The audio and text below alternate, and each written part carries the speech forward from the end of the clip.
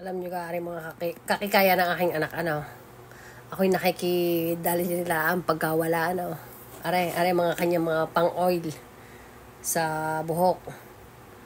Medyo pricey, Care Hair Oil. Nakaubos na siya ng isang ganyan. Ako'y nakikibawas hindi yan pagka, wala. Pero hindi, okay naman sa kanya. Sabi naman niya, sige na mami, gamit ka. Ito dilaw to. Medyo pricey talaga to. Pero talagang maganda sa buhok. Ito naman yung bago niya. May bago tayong ubusin. Straight keratin. Oh. Pag nasa Japan na kayo, yan yung mga pwede yung pampasalubong. Ewan ko ha. Kung pwede sa maleta nyo. Pero sigurado hindi. Ewan ko na. Basta bahala na kayo. Pwede nyo itong mga pampasalubong. Ito ay mga hayatero or kumbaga sa teenager, ito yung mga ginagamit nilang madalas. Ito mga ganitong mga brand.